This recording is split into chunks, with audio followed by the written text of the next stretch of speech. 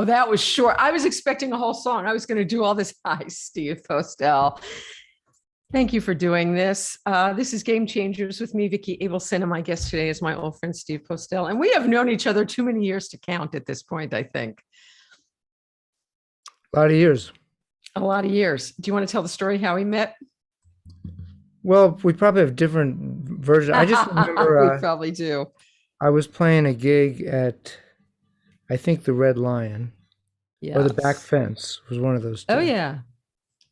And I was just walking, it was either after it or before it or in a break, and I was walking on Bleecker Street, and I saw this other club, was the Rock and Roll Cafe, right? It sure was. And you kind of grabbed me and said, "You look like a musician." Did I really? Something like that.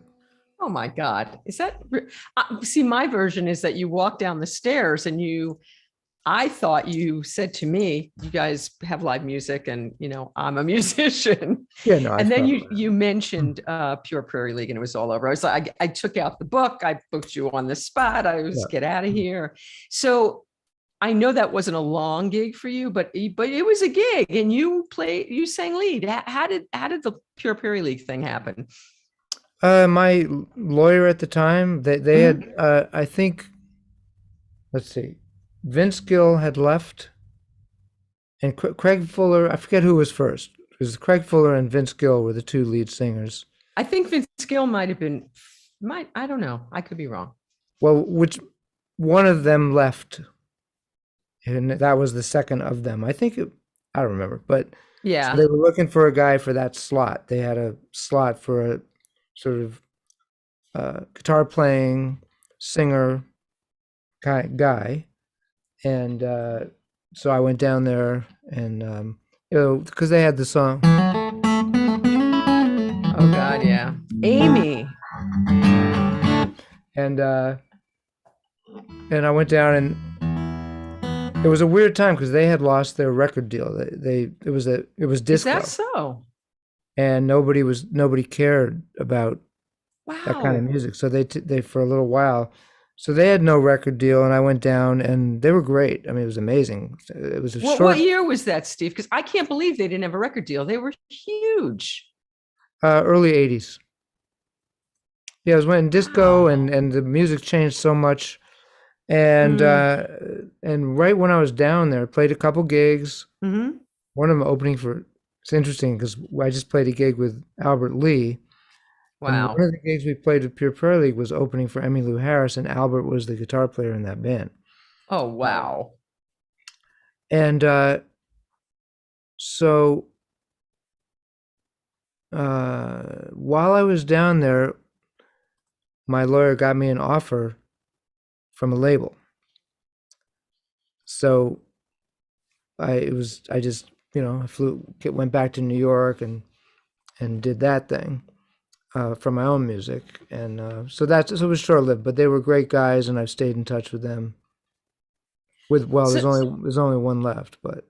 So, Steve, when you're doing iconic, because that song "Amy" was an iconic hit, I'm guessing it was a number one. I mean, it was everywhere. When you're doing an iconic song like that, are you mimicking the sound, or are you doing it your own? What are you doing? I can see why you think you belong to me. Never try to let you think or let you see one thing for yourself. No, I've never mimicked. I mean, I learned from people and sang along with people. That's how I learned to sing. But it's never occurred to me to try to sing like someone else. I had an interesting experience recently with that. I was went camping with some guys, and one of them was Kenny Loggins, and of course just went camping with some guys, and one of them was Kenny and then Loggins. Of course we're sitting around the campfire, and of course everyone says, "You guys have to play," So I remembered that I had in my iPad are hundreds of songs. And that I played over the years, many of mine, hundreds and hundreds of songs. And I've photocopied or scanned like my old sheets from when I first started playing. So I had handwritten the song, a love song, which was Kenny's song, so I started to remember this song.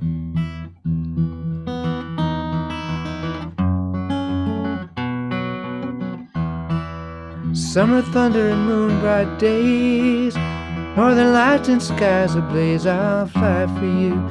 And so I said, look, this is my handwriting when I was like 17, and this is Oh yours. my God. So we You've played with Kenny? Yeah, a little bit. So, Just recently, actually. Yeah, you could do that Loggins and Messina thing with him, kind of doing the Postell and Loggins Well, thing. we just did a benefit, and we did sing. He sang Danny's song, and I sang the harmony, and yeah, it's so yeah. But so for example, so I sang along with Kenny. I told him, your voice and mine is a similar range, but when I sing a song, it's got to be how I sing it. I don't really have a choice. And you don't have to. It's interesting because your voice is totally recognizable to me, and yet you can sing Kortchmar songs that Jackson Browne sang and stuff, and they sound completely right. They don't sound they don't sound like copies, but it sounds right. Whoever you're singing, it sounds right. Well, that's just because you have a great voice.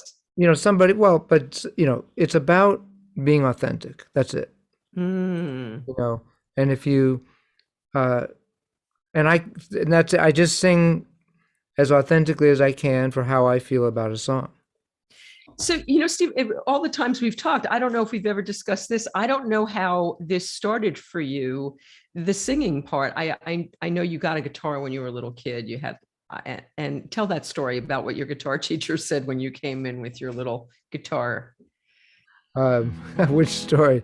Well, all I know is I think that you came in with a cheap guitar, and as soon as you took your first lesson, the guitar teacher said, "Oh yeah, we went back and got another guitar. Yeah. You needed a better guitar because you already had." We went down to Manny's that week and got me a better guitar, which I still have. It's in the other room. I still have that guitar. Fortunately, well, I always sang. I sang along with records, and he, to my good fortune, he was a singer, my first teacher. And he, matter of fact, the first song,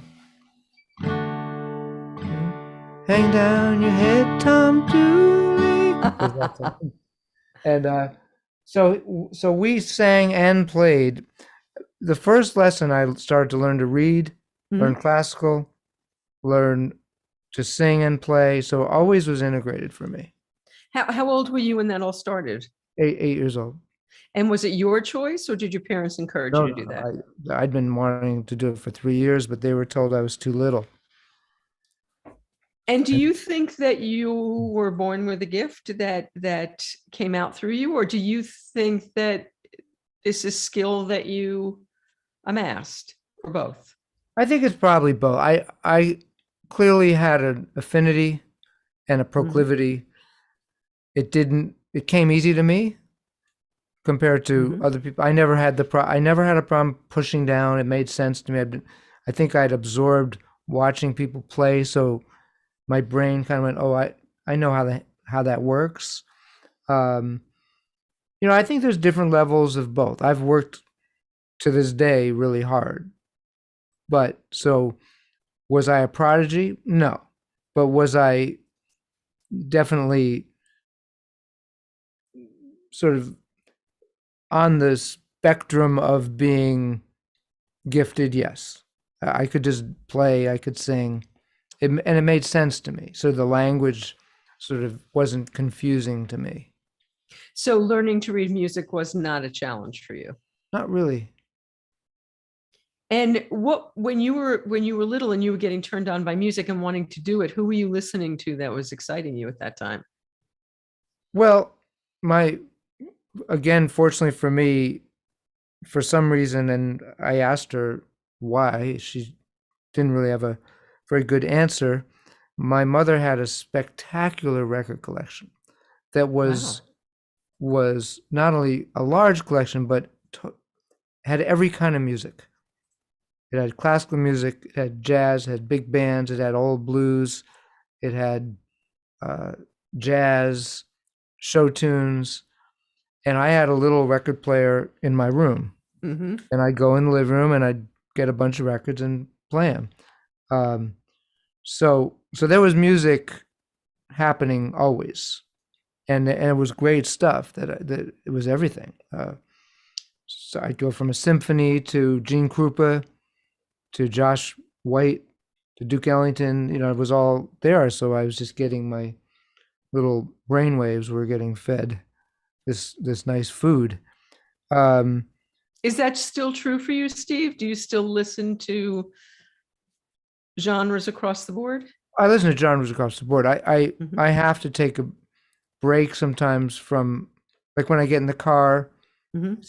50% of the time I listen to music, and 50% of the time I just need a break from music. I'll listen to sports or news or comedy or something. Mhm. But yeah, I like to listen to all kinds of music. I always have.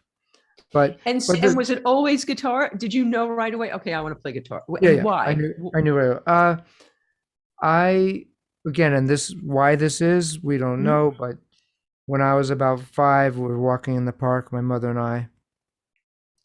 Some guy was playing guitar and singing, and to this day, I remember I couldn't take my eyes off. I couldn't leave. I just had to do that, you know. And then they took me to, because I liked the guitar so much, they took me to a Segovia concert and some flamenco concerts, and then the And so Beatles. even as a young child, you could appreciate that kind of music? Oh yeah, I loved it. Anything with a guitar. And then the Beatles came out, and that was it. Mm-hmm. That was the end. That was like, oh, that's it. That's what I'm gonna do. So were you a John or were you a George? Well, I loved the Beatles. Mm-hmm. I think I think I identified with John always Mm-hmm. the most to this day.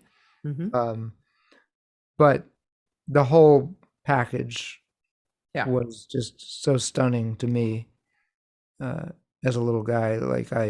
Before I heard them, before they were on the Ed Sullivan Show, I was also walking in the street, and there was a place, as you'll remember, I think, called Sam Goody's. Oh, sure. Which was sort of tower before tower. Right. And it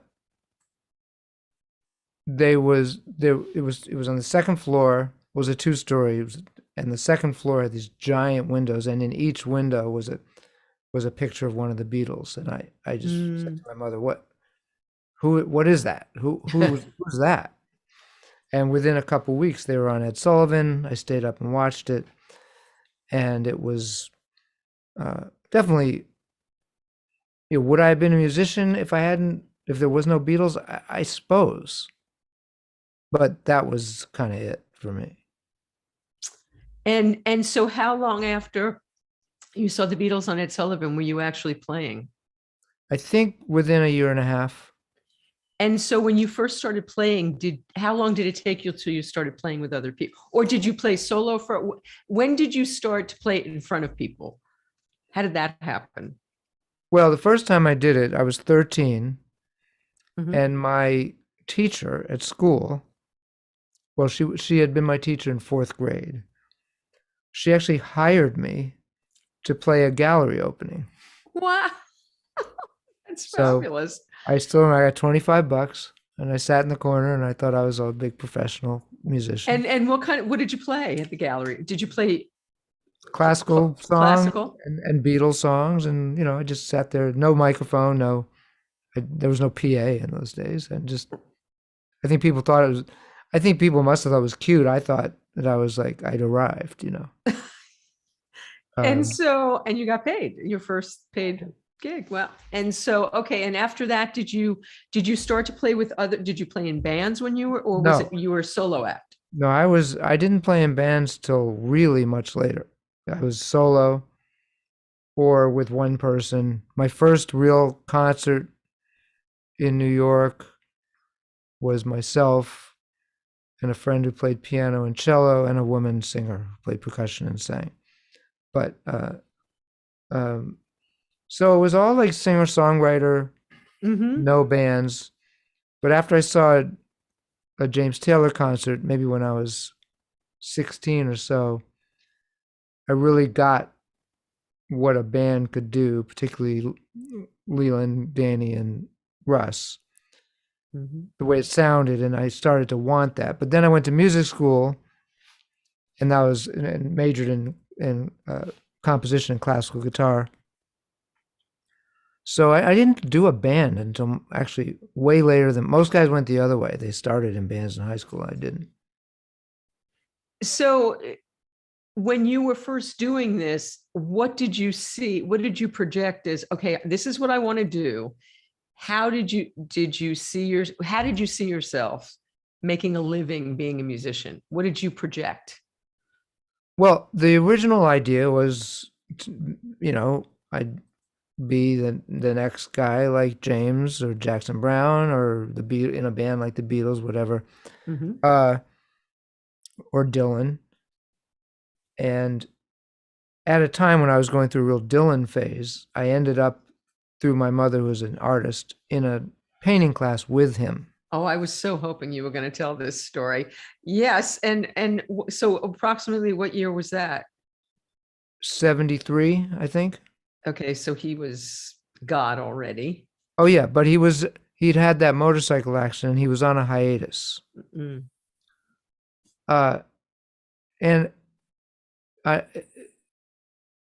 my impression of him was that he was really kind of lost soul at that point. He hadn't made a record in a while, hadn't performed. I think he took at least a year off, and he painted. Then he came to the studio. Was he a talented painter? Yeah. I think he was. And we had a great teacher named Norman Rabin. But when you're young, you make connections. Some of them are projections. But my projection was, well, it's okay for Bob Dylan to have a motorcycle accident and take a year off because he's Bob Dylan. But what would I do?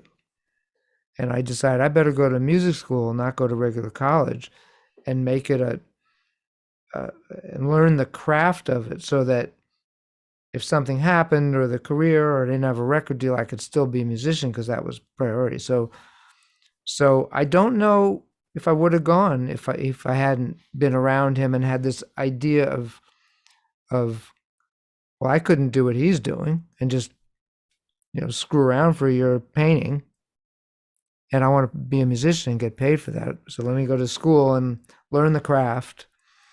And so originally the idea was different, and it's interesting now that I know a lot of these guys like Jackson and Kenny and all and Dick Crosby. That's all they ever did.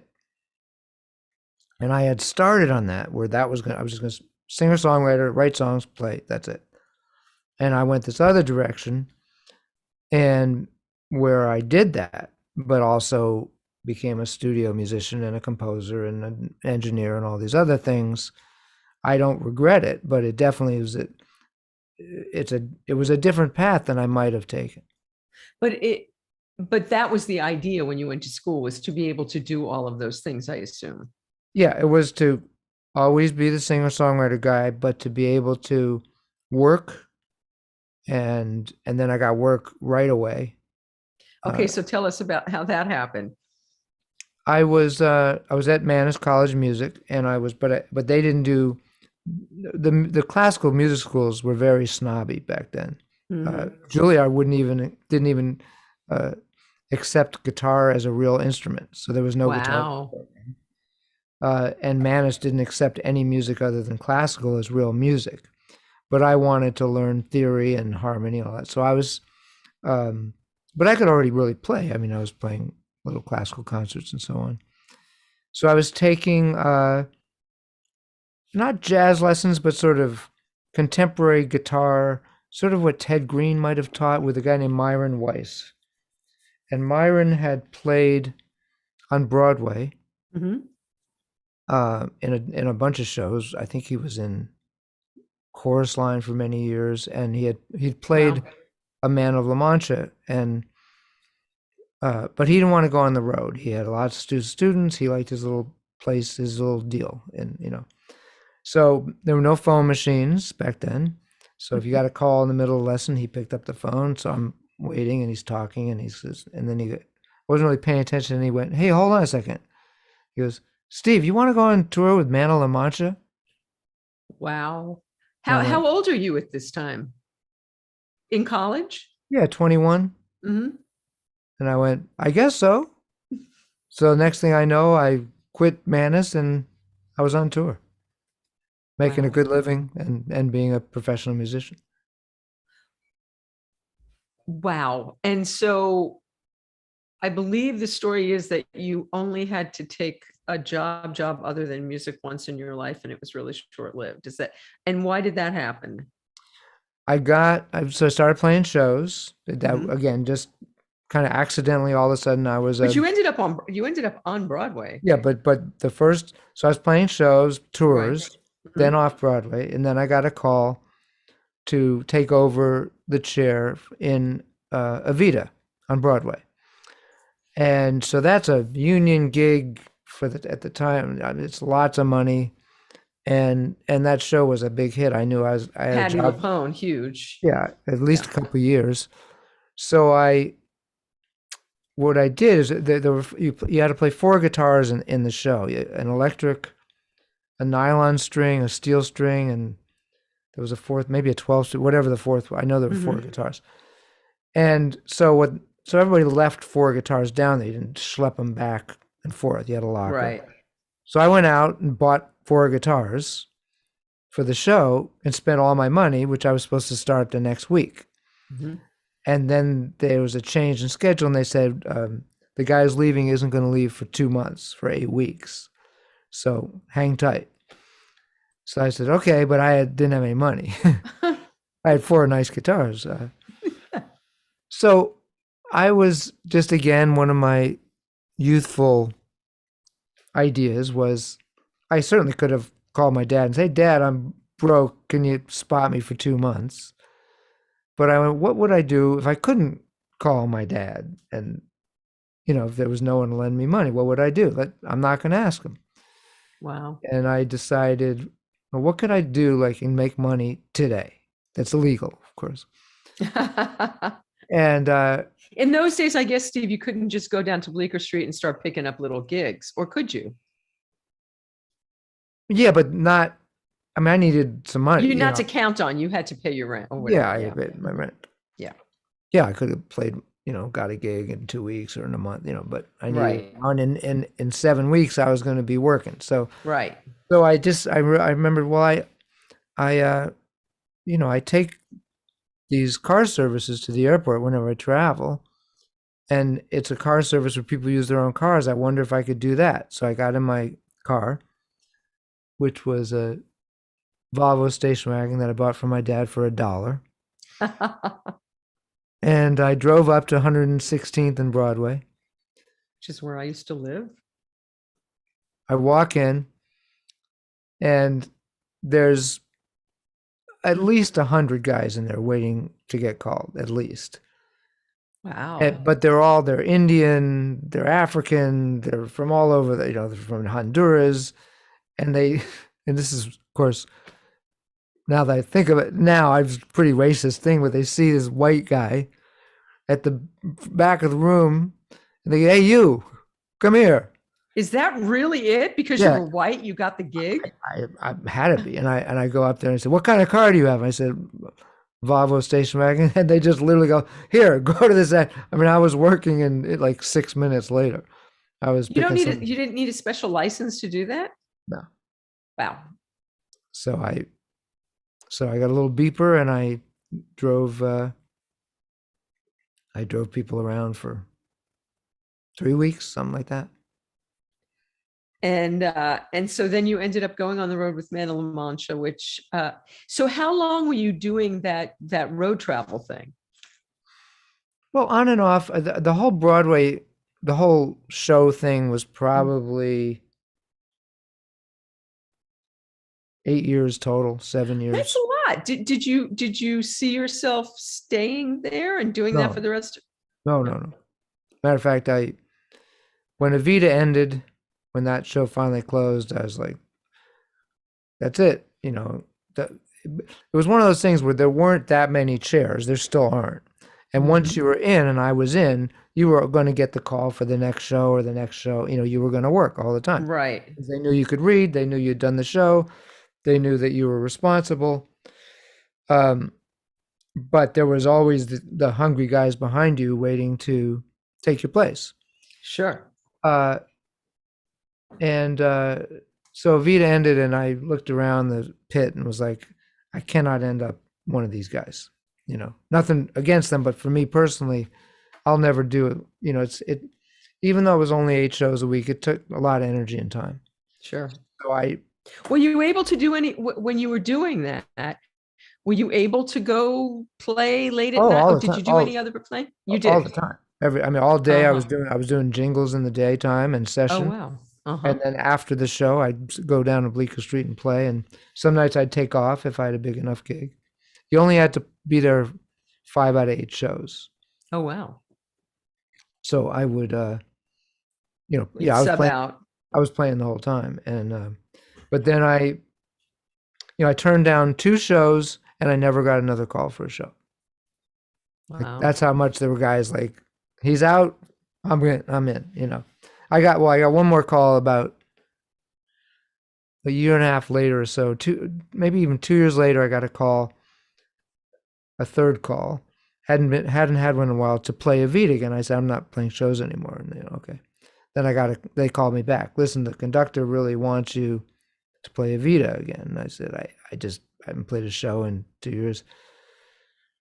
Then they called back and they said, look, how about you just play the first 2 weeks? So it turns out he was nervous, and Evita has all these weird time signature things, and he wanted someone who'd played the show before to sort of feel it through, Wow. So I made a sort of outrageous request financially, and they called back and gave it to me. So now I had an offer you couldn't refuse. I had to do it. Speaking of an offer you can't refuse, I throughout the show, I would very much appreciate it if you'd play for us a little bit. Is there something you're compelled to play? I'd love something to play new? a song.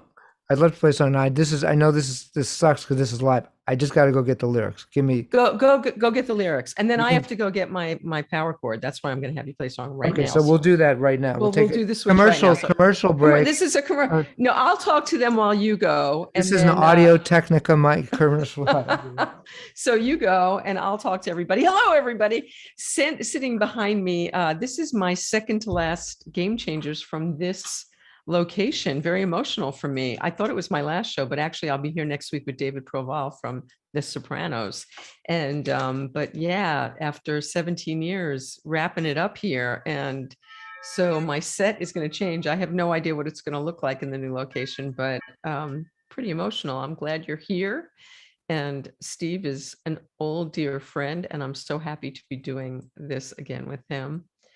And oh yeah, I forgot to grab my power cord when I started, and so I'm seeing red up there, and I'm going, oh my God, Steve better play so I can go get my power cord.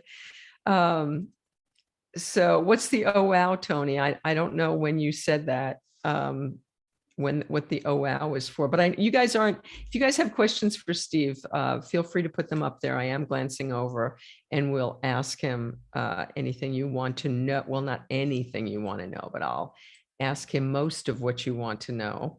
And it is bittersweet. It's I've had this behind me. I've done this show in a few different locations. I started out in Louise Palanker's studio in Sherman Oaks, and then I was doing it at oh God, I can't even remember the name of the station, but I was doing it on a TV station for a while. And then we ended up here in this living room. So it's been out of here for at least 5 years, I want to say. So it's going to be pretty wild to not be here anymore. And I was thinking that I'd put those pieces of art behind me wherever I am, but maybe it's time to change it up. Maybe it's time to do something new. Second to last show. Yeah. You know how they say 2 more sleeps, 2 more shows. There's 2 more shows. And actually I only have 2 more sleeps here. I'm going to start staying in the new house on Friday, even though my stuff doesn't come till next week. So that's pretty crazy. Here's Steve. Okay, so Steve's got his lyrics now. So I'm going to put this camera on Steve, and we're going to hear some. You tell us what we're going to hear, Steve. So this is my newest song. I figured that'd be a fun thing to do. Oh yeah. So this is I think a lot of musicians went through a most bizarre time. For those of us like myself who've played every week of my life for 40 years, having 2 years of not playing was mystifying, to say the least. And so a lot of music came out of it. A lot of people did a lot of writing and a lot of thinking during this time. And this is sort of a song that came out of the, as we were coming out of the pandemic. I had my first gig, and I sat down and it just sort of came to me like, I want to write a new song for my first gig in 2 years. And and this is what came.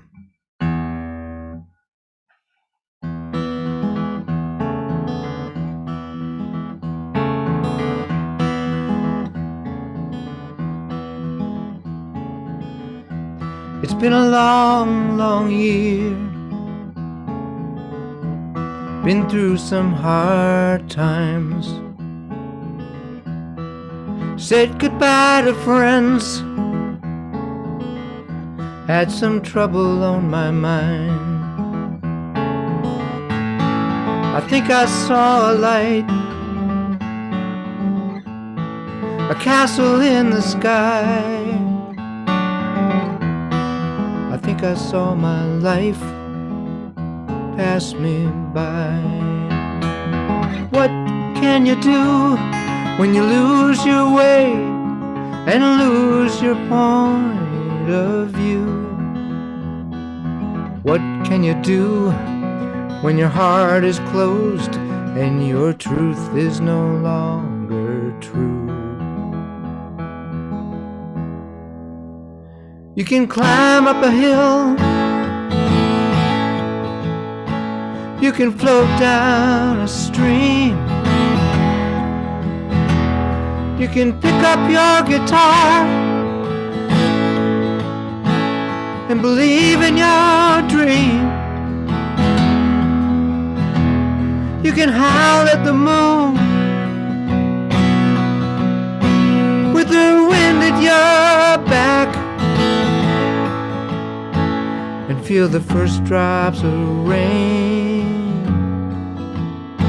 when the sky turns black.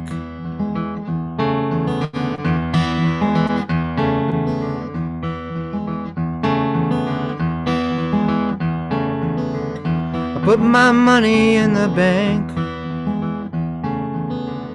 I built a house on the hill. I got myself a wife, but I don't have her still. I've sailed an ocean or two. I've been to Rome and Paris, France. And after all I've been through, I may not get a second chance. What can you do when you lose your way and lose your point of view? What can you do when your heart is closed and your truth is no longer true? You can drink a fine wine, you can sing an old song, you can make your mistakes till you know right from wrong. You can howl at the moon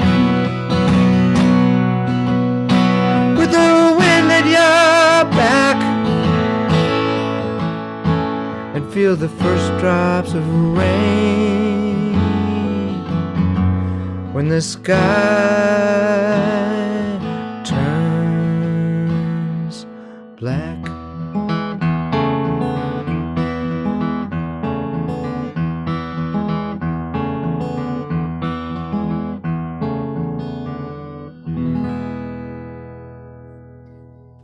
Oh, Steve, that is so beautiful. What is that called?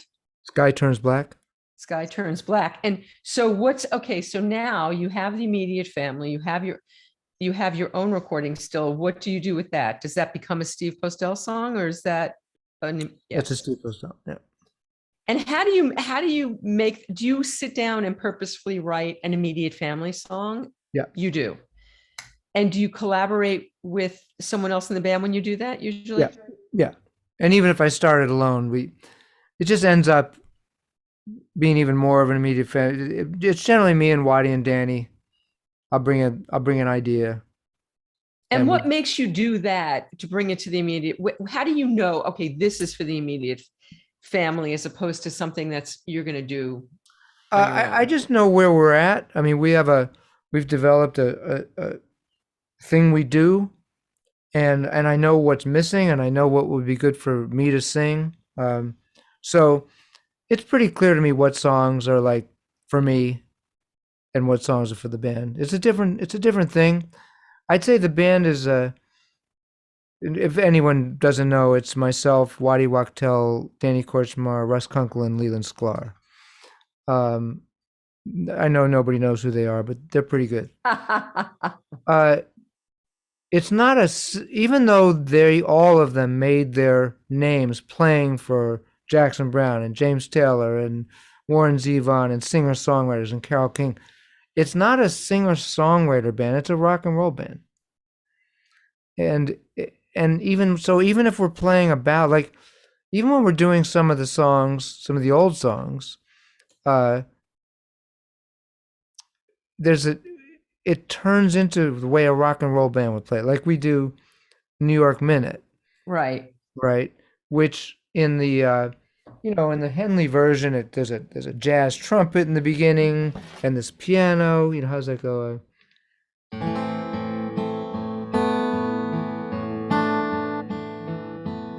That, and then there's a trumpet and there's a jazz piano. And when we started playing, Johnny got up all dressed in black, and Waddy started going,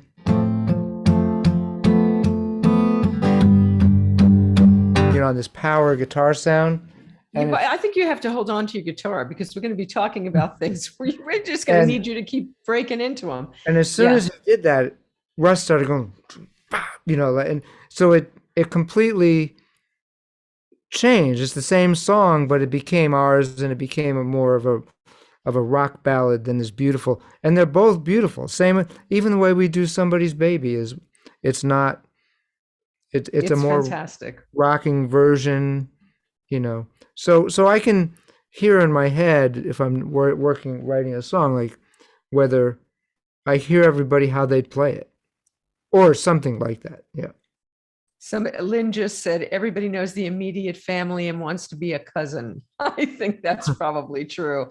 So let's talk about this. We're here. So let's talk about the immediate family. And here you are, you're playing with the section. You're playing with the guys that I assume you used to go to shows and see them play, right? You went to James Hill. There they were.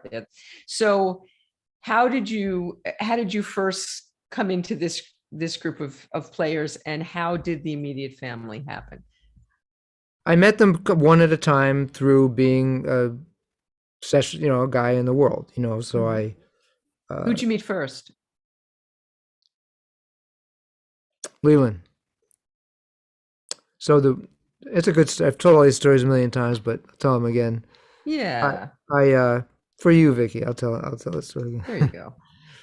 I got a record deal. He's one of my favorite people anyway, so Absolutely. As well as you. And he's been on your shows many times, yeah. So I got a record deal with a company called Emergent Records, which is this a Steve Postell record deal? Steve Postell record deal had been 5.1 records at a time when people my age weren't really getting real record. They were getting sort of little indie deals where they gave you 5,000. This was a real record deal with a budget and, you know, real label. Mm-hmm. And they said, we want you to make a record the way people used to make records. Like, go all out. We'll give you a budget and bring in a lot of the great people that you've played with. Like on the old records, you'd look at the liner notes and you'd go, oh my God, there's Keltner and there's Danny and there's Kortchmar. You know, we said we want a record like that.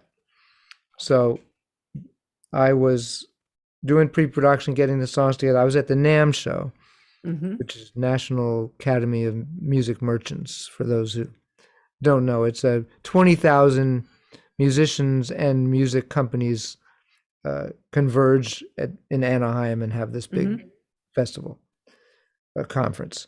And I saw Leland Sklar, and Leland he's like the Pied Piper, especially at NAMM. He's a hero. They literally, people are following him around. And also you cannot miss him. I mean, so no matter where. Yeah. And there's big posters of him all around, and, you know. And I said, you know, that's one of the people that one of my goals in life was to play with that guy from the first time I saw him. Wow. So I walked over there, elbowed my way through the big crowd, said, Steve Postell, nice to meet you. You're playing on my new record. And he said, okay, here's my number. I love that. So he was the first one. And then. And how long ago was that, Steve, approximately? 15 years, something like that. And so how long did it take for you to call him after NAMM? Oh, the next day. I mean, I didn't want to, you know. And so did it happen? Did he play on your? Oh, he's on half that first record, yeah.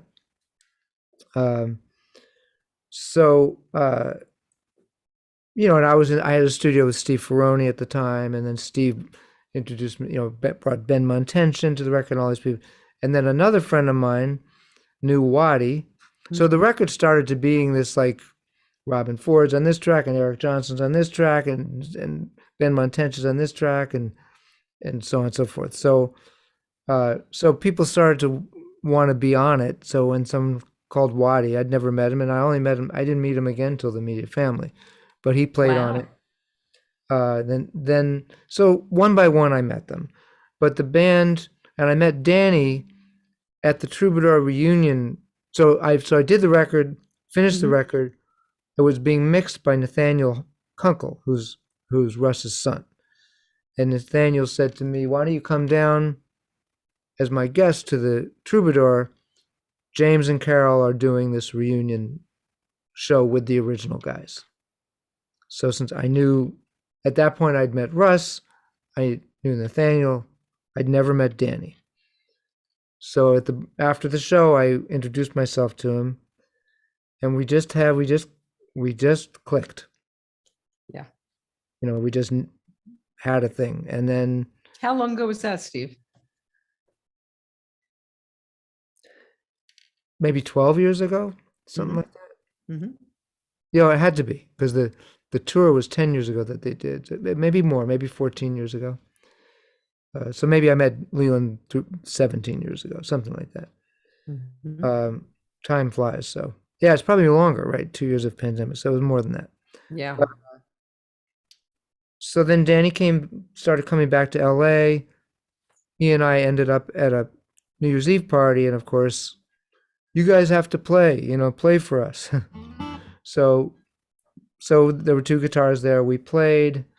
I remember we played. Did you go right into like one of his? I assume you went into one of his songs. We did Machine Gun Kelly, which he wrote for James. I knew every James Taylor song. I'd played them all from that era. Then I said, "How about this one?"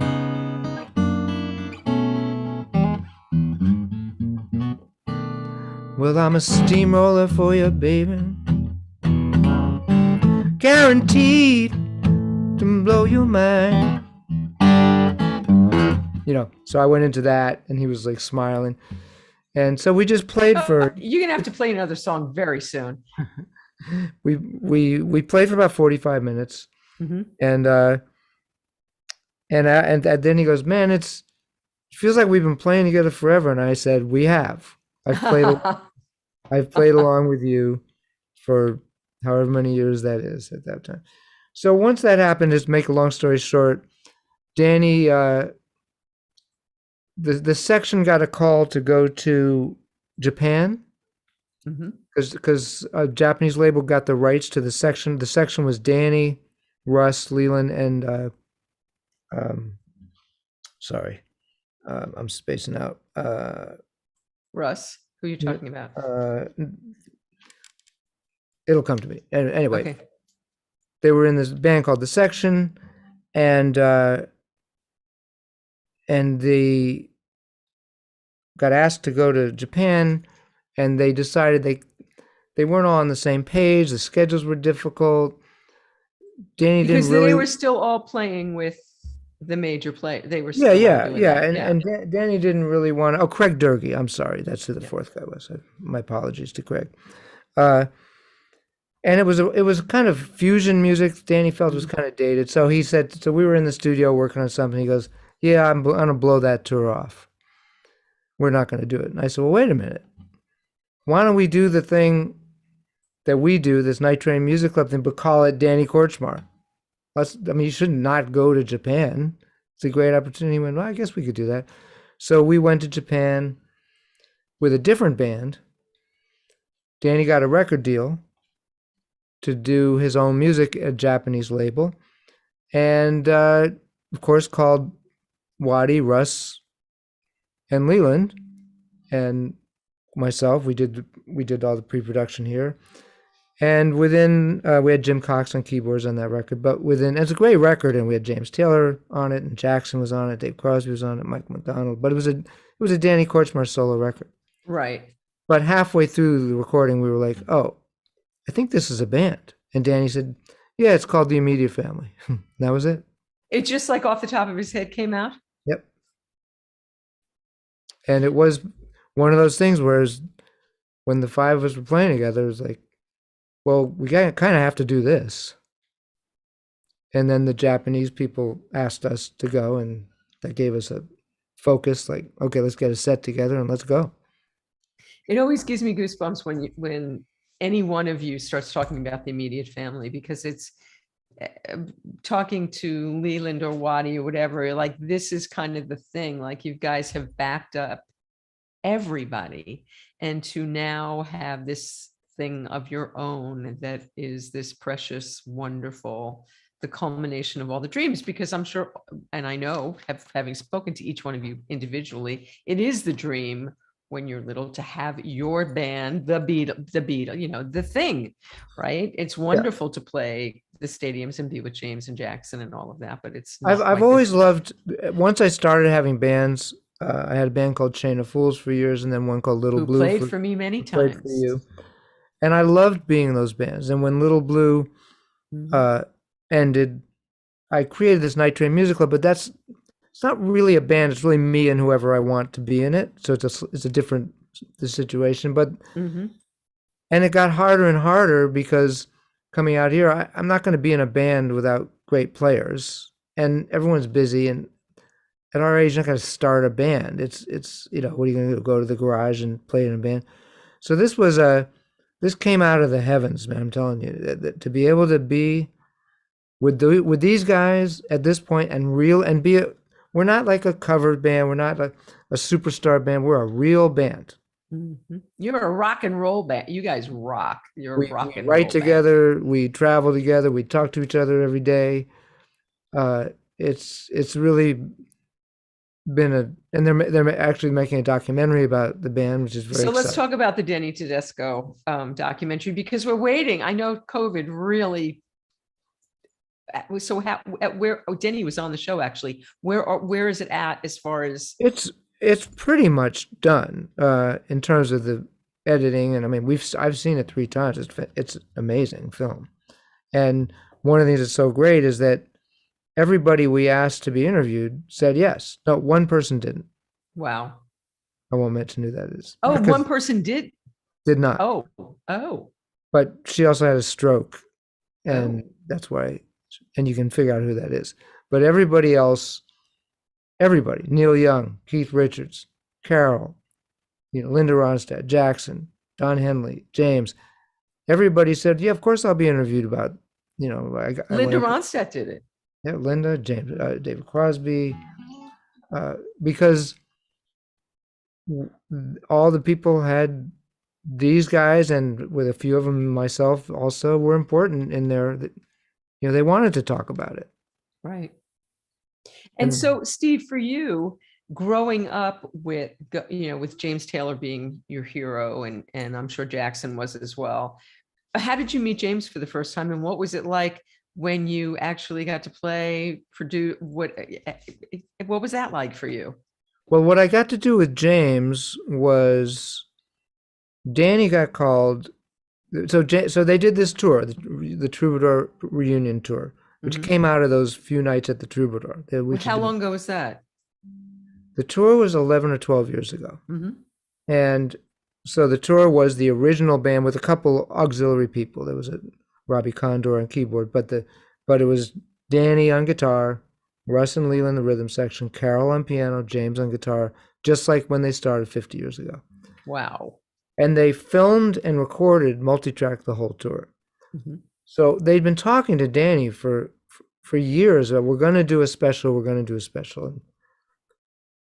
then and Danny, I work with Danny whenever there's a project, there's a studio here and I'm an engineer and we do stuff like that we would do together.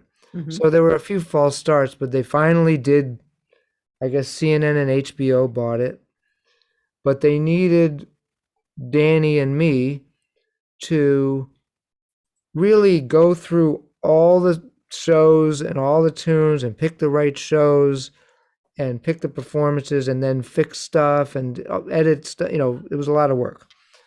So the first time we're sitting in the studio and Danny's phone rings and puts on speakerphone and I hear James Taylor's voice. Like, I never thought that hearing James Taylor's voice in my studio, I didn't really think of that. And I think Carole and I talked about some of the stuff of hers, and she's been really super supportive of me and the band in general. Said some really nice things.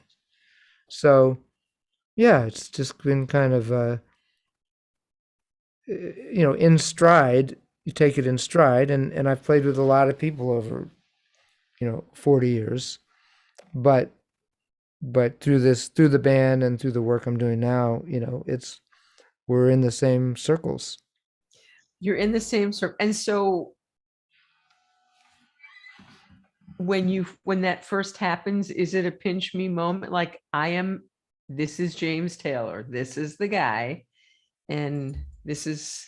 There's some of it. I mean, it's, at the end of the, just to see my name in the credits on the James Taylor Carole King documentary, it's a little surreal, but the bottom line is you're doing the work. Right. I remember when Michael McDonald sang on the first record, and we're in the studio, and there he is, in my opinion, and not alone, one of the greatest singers who ever lived, ever. And he's coming out and goes, Steve, you think that was okay? You think I need to do it again? Like, and I realized we're all just musicians. That's what it is. No matter, who it is, when it comes time to do the work, like Kenny and I just did a benefit, and we ran, we go off and we go over, what should we do this tune? We'll do Danny's song. We'll do, at that moment, it's not Kenny Loggins and Steve. It's two musicians. We're going to have to go play. What are we doing? So that's what most of the feeling is. But there's another part of me that, there's been plenty of moments when Keith Richards came to our show, that was one of those moments, just like, and when he came up to me personally and, what'd he say? He said, well, the show was over and he had stayed the whole time. So he said he was going to only stay 3 or 4 songs. He stayed the whole show.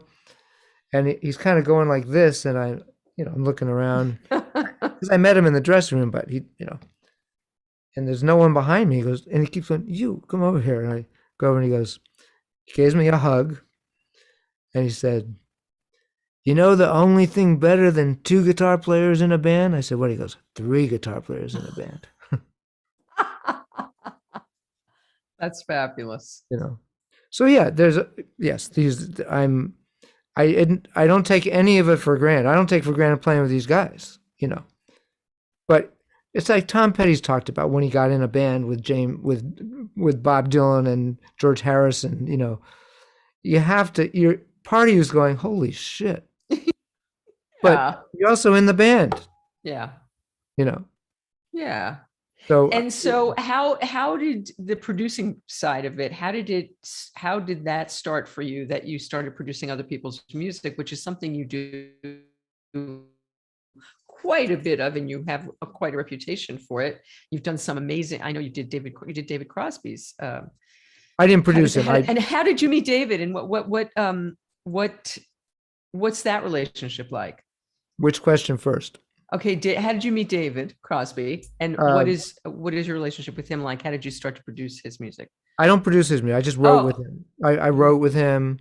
I have a song on the new record, and I have played shows with him. I'd love to, but his son produces his music, and his son is my friend James, who's a brilliant producer. James Raymond. I met David. Little Blue was based out of Colorado. And my friend Jeff Pivar was playing in CPR, which was Crosby, Raymond, and Pivar Raymond. And I sort of had the run of that town, and there's a beautiful opera house called the Wheeler Opera House, and I just called Jeff. I said, you know, if you guys want, because people didn't know CPR, they needed to go out and play. I said, we can do a double bill. I'll get the Wheeler Opera House for you, and and so I did, and so that's how I met him years ago. But we're very friendly. You know, I'm close with his son. I'm close with his granddaughter, who's just put out a beautiful new EP, Gracie. And yeah, we have a fun relationship, and he's one of a kind. He's a really incredible human being and a great artist.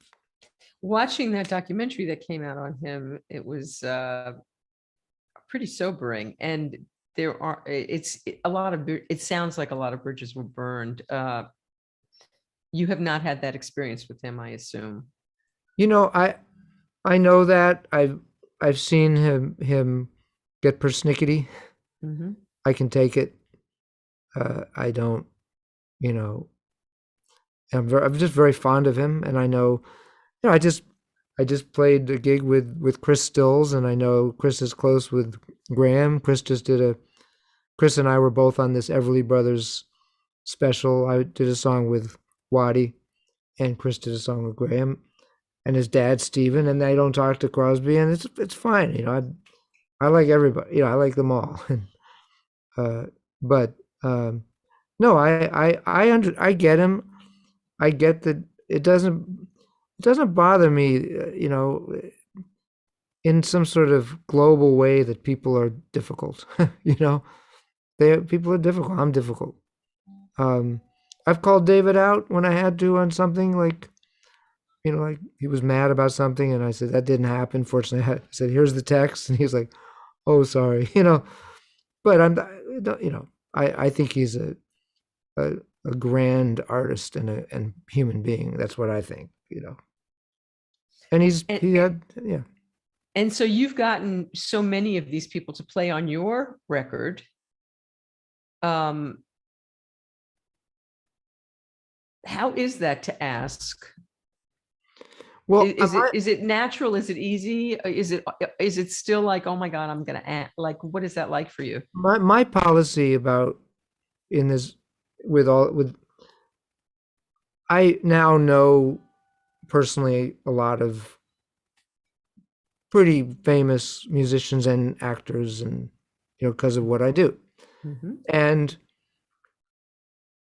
I can't tell you how many times people call me, hey, you think Jackson would want to do, you think, and I said, I'm not, if you can't get to him, I'm not asking him for you. They think Steve, I know, because I get the calls for everyone who does my show, you think they'll do my show, and I'm not asking them for it, you know. Right. Yeah. So, but what I do, and these guys and my friend, and they're my friends, and they know it. Mm-hmm. If I get something good, if I asked Jackson Browne to do something, it's something good. Right. You know, like there was it's like, hey, these people, I'm doing this festival, Shell Crow dropped out, they got X hundreds of thousands of dollars, you want to play it. Well, that's a legitimate, like, why wouldn't he'd be pissed if I didn't ask him that? Of course. You know, so I think people get to know who the people are who are not going to bust their balls, have this sense of, it's a decorum. It's like this is appropriate, this is not.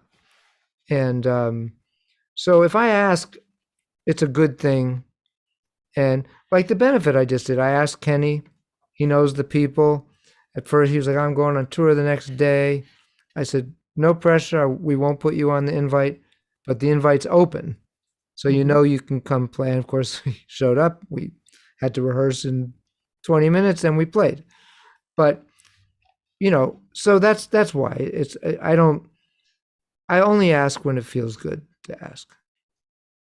And so what the pandemic, I know the pandemic in a way gave you opportunities with the immediate family anyway, because like right now, Lee's off with I Love It and everybody starts to go their own way. So you had a couple of years, well, almost. Yeah, 2 years. So what do you guys have on the horizon? I know Lee's out for a while. I don't know what everybody else is doing right now. Well, but... Leah and Russ are out with Lyle together. They're both with Lyle Lovett. Mm-hmm. Waddy just got back from Stevie Nicks, and they've got more shows coming up in September. But what we got very lucky in that we got the business side of the band had just gotten together before the pandemic. In other words, we signed a great management deal, we signed a great record deal, we signed a great publicist, a marketing person. So when the world shut down, we had backing to go make videos, someone who's going to finance the videos, finance a couple more records and EPs. So we never stopped working. And that's Quarto Valley Records, Bruce Quarto and Mike Carden, just, they were a godsend to us. And David Helfant and Fred Chrishell, our managers, and Lisa, Roy, they kept us really very active through the whole time. And so now that the guys are out again, what do you guys have on the books coming up? Fortunately, so I have the studio and I have the chops in the studio, and so I do a lot of that work for the band. So we have a new record, and we made sure that Leland and Russ finished all their parts before they left. Right. Waddy did most of his. He did some of it from hotel rooms and sent it to me. And he'll be back now. So he and I will come in the studio with Danny. So and then we have another record we're working on at the same time. So my summer, and again, the other one, Leland and Russ did their parts. So Danny's around, Waddy's here a lot of the summer. So I've got my work cut out for me. We got a lot of work to do over the next 2 months. And by the time I'm done with that, everyone will be off the road, and we're going back on doing a tour in November. Okay, that was my next question. So where is that tour? Where will you guys be? That's a West Coast. That's throughout California. Oh, yay. Well, that's exciting. And so how long do you know for sure everyone will be together before they have to do the thing again? We have November through March. So we have 4 months. Oh, nice. And they're hoping the movie will come out in that time. And so we'll be promoting that. So we know we have 4 months, maybe more. And Steve, I know that you are a very disciplined musician, artist, and a business person. I mean, you take all of this very seriously. What's your daily discipline? Do you have a daily, this is what I do? Or yeah, I mean, I'm fairly I well, there's certain things I do for myself every day. I exercise every morning and I meditate every morning. I practice the guitar every day. I practice my voice every day. So those 4 things happen every day. And that's part of sort of keeping the engine alive. Mm-hmm. I'm real committed to practice. I like it. I like what it does for me. It keeps me, I never got out of shape during the pandemic. Well, it's funny. I thought I hadn't gotten out of shape because I was playing the guitar all day, every day. And then we had our first rehearsal. I hadn't stood up and played in 2 years. I've been sitting. The guitar felt like it weighed 500 pounds. I'm like, oh my God. I gotta sit down. Well, we're all getting older. All right. So before we continue conversation, how about playing something for us? Whatever you want. Whatever I want. That's Whatever a tough one. you want. Let's see.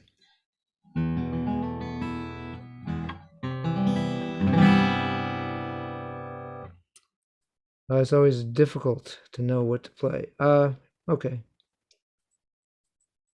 I'll play this. Get a pick.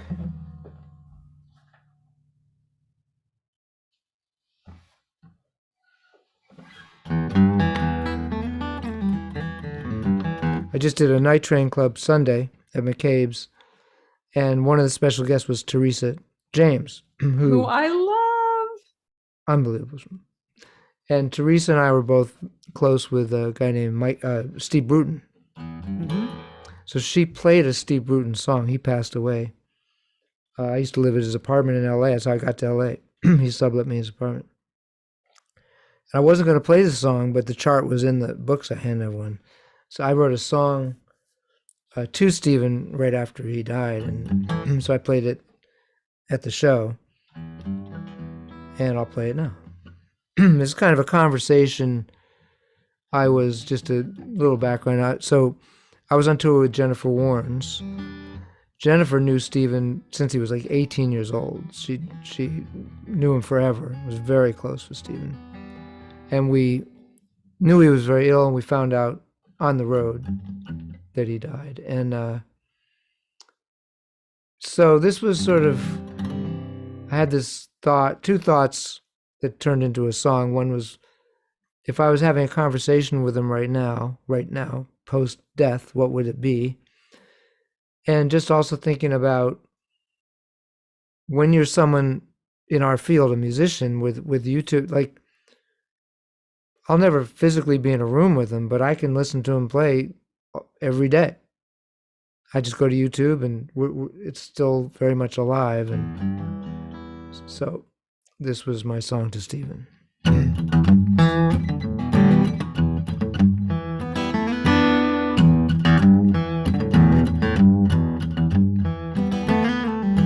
Are you a spirit in the sky? Or just some dust on a shelf? Can you hear me talking? Or am I talking to myself? When I see you in my dreams, are you really in the room? Or is it just me trying to tell you that you left this world too soon? Is this it? Is this it? Oh, is this it? Is this it?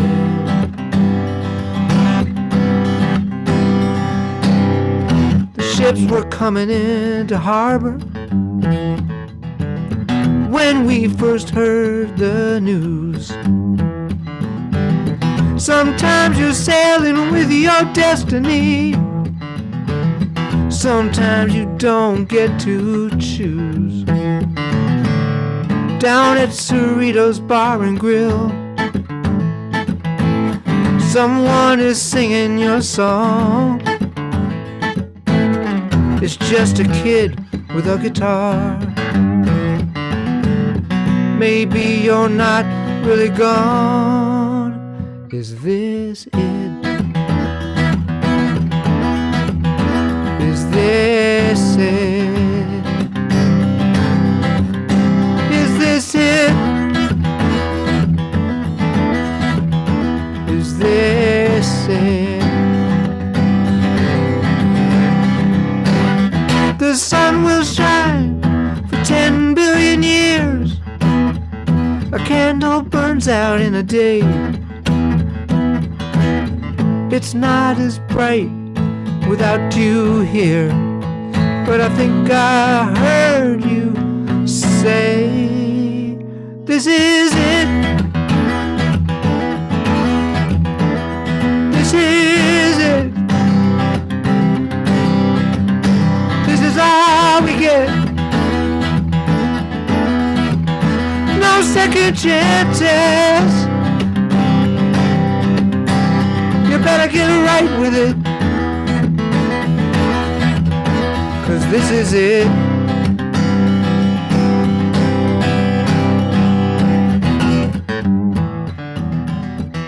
Yeah, this is it. Better get right with it. No second chances. This is it.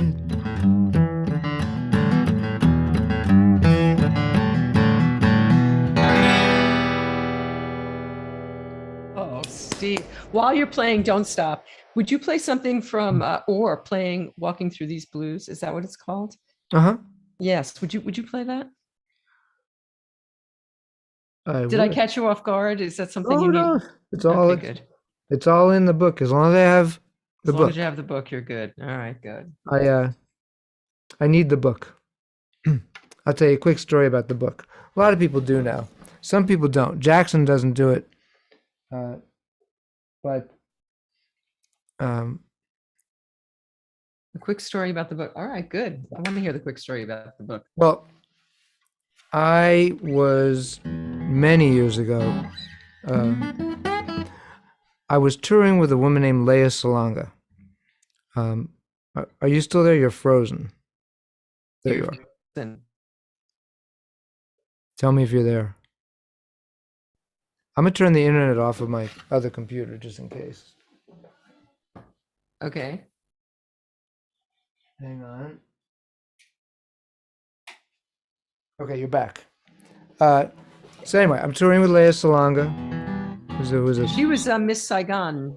Miss right? Saigon, yep. Mhm. And she had a record out, and I was her musical director.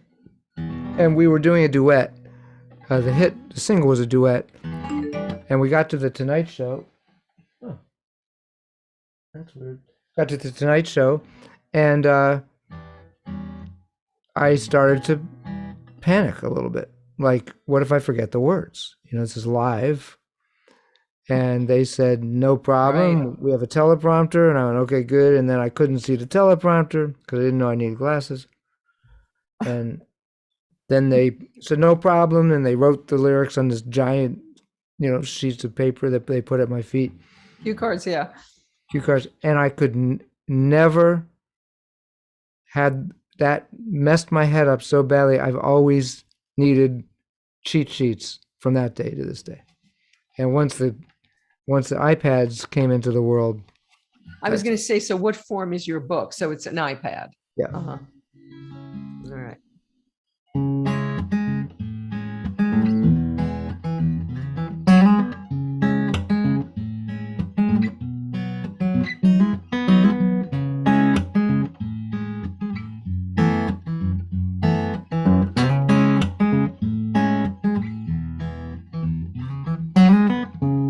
I'm looking at the sky, feeling kind of small. I'm looking at my life, make some sense of it all. Got my hands full of dirt, got my feet in a hole. Got my tools from the shed, and I'm digging out my soul. when there's nothing more to gain, nothing more to lose, trying to stay out of the rain, trying to keep up with the news. I'm looking for the truth,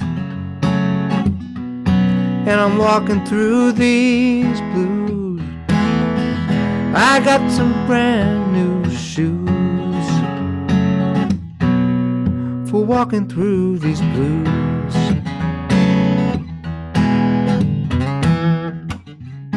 Let's find some higher ground to watch the waters arise. Let's listen for the sound, hear the wind as she cries. When there's nothing more to gain, nothing more to lose, trying to stay out of the rain, trying to keep up with the news. I'm looking for the truth, and I'm walking through these blues. I got some brand new shoes for walking through these blues. I can see you in the shadows, but nothing looks the same. If I don't find my way home, I'm the only one to blame.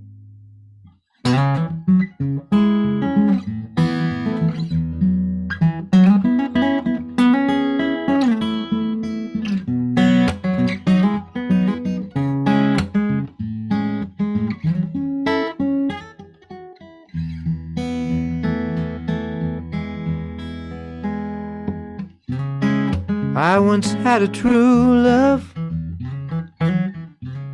She was knocking at my door, her picture in a frame. I don't have that anymore. When there's nothing more to gain, nothing more to lose, trying to stay out of the rain, trying to keep up with the bad news. I'm looking for the truth, and I'm walking through these blues. Said I'm looking for the truth, and I'm walking through these blues. I got some brand new shoes for walking through these blues. I'm walking through these blues in my brand new shoes. We're all just walking through it, walking through these blues.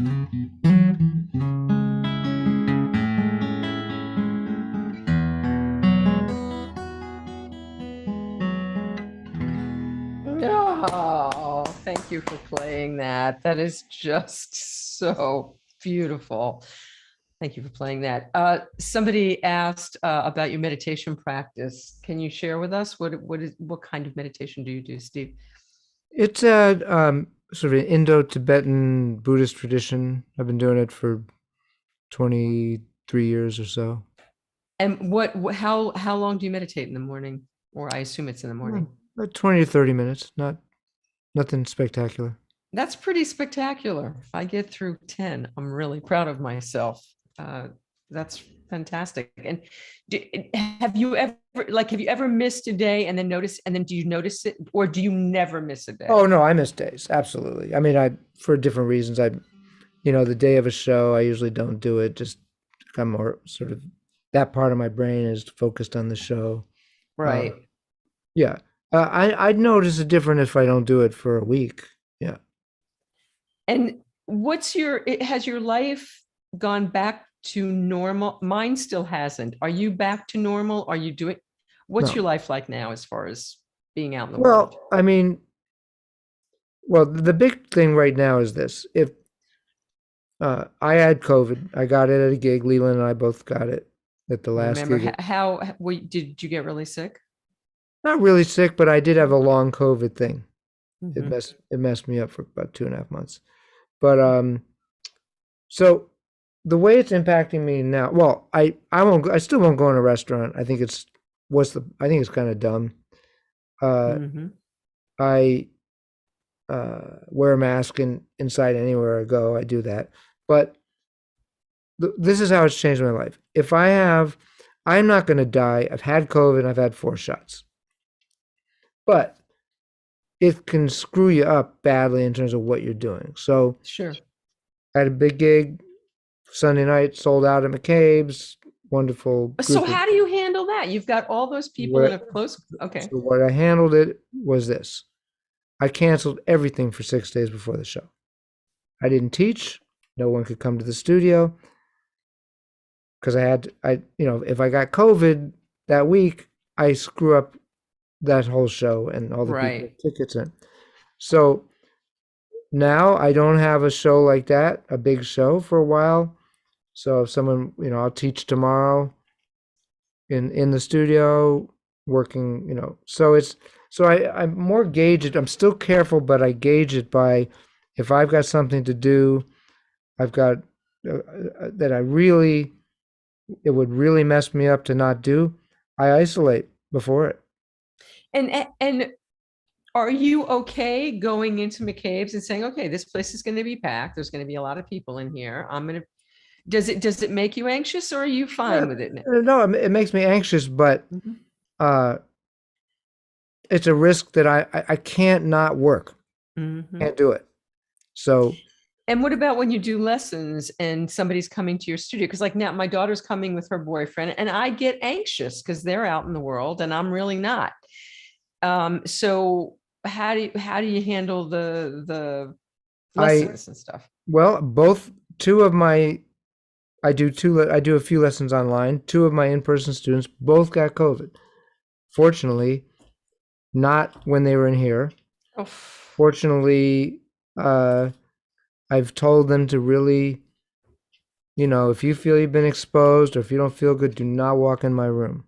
mhm. So it's a chance, that again, it's part of the deal. Right. I'm not completely isolated, so I might get it. But, Mhm. I know right now, I don't know a single tour where nobody got it. I don't. Every tour I know, they're Yeah. pretty much. So now, okay, so let's say Waddy comes off the road. He's just been out with Stevie Nicks. He's been doing these huge venues. Does it make you anxious for him to come into the studio? Well, let's just say he's not coming in this week. Okay, yeah, I'm still careful that way too. I go to the supermarket. I still Yeah, yeah. mask up when I do all of Look, I wear a good mask. It's an N95. It fits me well. Mhm. That's what I do. So That's what I do too. Well, Steve, I'm not letting you go without one more song, but it's always wonderful to sit down with you. I can't, like, I didn't go to the immediate family gig because I'm not ready to go into a club. So I hope you guys are going to play an outdoor venue at some point so I can come see you play soon. I hope so. I mean, we're all the gigs in November are indoors, but by November maybe it'll be different. That's what I keep hoping. That's what I Yeah. keep hoping. So can you take us out with something either? I've loved everything you've played. Can you do an old Postell classic or I Sure. don't know, pick something. Sure. Well, this one's interesting in that it was a Little Blue was one of our mainstays, Excellent. but Russ heard it and said, I hear this a different way. I'd love to produce it. Wow. So we did it again, and it's on the record that came out in Japan that will come out in 2023 that I've had to sit on for 2 years because of the COVID. What is the next record? Did we talk about that? I want to make sure we do. Well, we're almost done with an Immediate Family record. That's really very exciting record. We're all really excited about it. It's really a great record. And then I have this record that I finished, solo record. I finished it before the pandemic. So the idea with my managers was, let's release it in Japan. They had a 2.5 month exclusive on it, and then we could go, and we were going to get a label to do it here and one to do it in Europe. And then when COVID hit, I said, as a solo artist, there's absolutely no reason to release a record if I can't be out there touring and playing. So I've just been sitting on it. But, I plan to release it probably in the beginning of 2023. So this is a song that Little Blue did, and then I did it again with Russ co-producing it. Russ Kunkle. Fabulous. And so I wrote this a long time ago, and I wrote it from the perspective. Oh, you went away. Are you still there? Here, I'm here. Yeah, I just hit the wrong thing. I wrote it from the perspective of someone very much older, looking back on his life, and what I always say when I play it is, I'm getting closer and closer to that guy every time I sing it. Rock and roll keeps you young. Well, at least we pretend we are. This is called Wait Until You Get Here.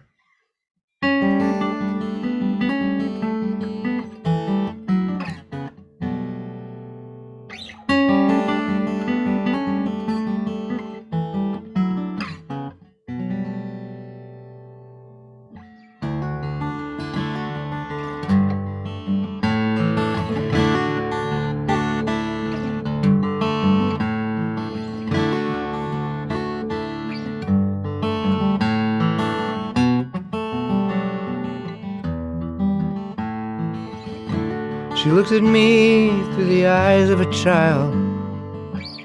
She thinks I'm jaded and opinionated. She sees me as a counterfeit bill, and I revel in her innocence. So I took her to a restaurant, ordered wine and souffle. It didn't matter much about the conversation. I'd said it all before this day. I said, just wait until you get here, and you'll see what I mean. Just wait until you get here, through these rivers and streams. I wandered into the Howling Wolf Cafe. I saw a kid with a guitar. Everyone was just loving him, so in tune with where they are. So I ate and I drank, trying to listen to his words, and through the tapping of feet, his youth was all I heard. Just wait until you get here, and you'll see what I mean. Just wait until you get here, through these rivers and streams.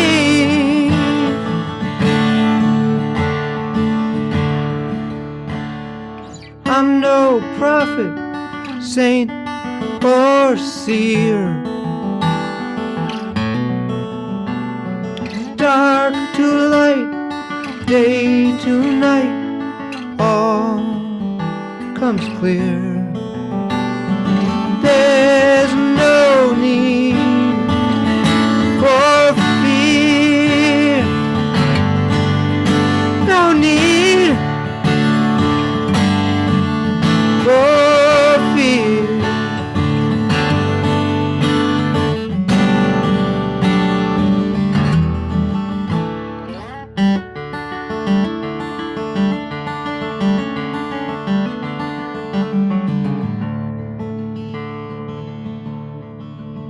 I met an old man in Gramercy Park. He was playing chess with a friend.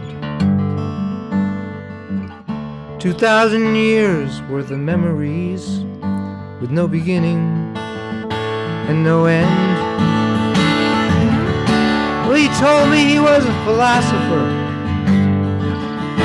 a connoisseur of fine art.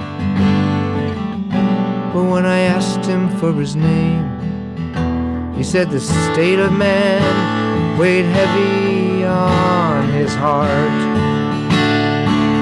He said, just wait until you get here, and you'll see what I mean. Just wait until you get here. These are rivers and streams. Oh, wait until you get here, and you'll see what I mean.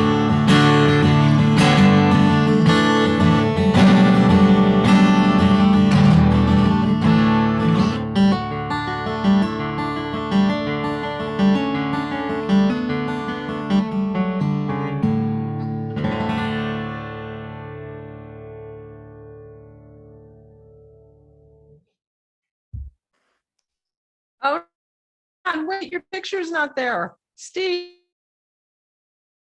You can't see me?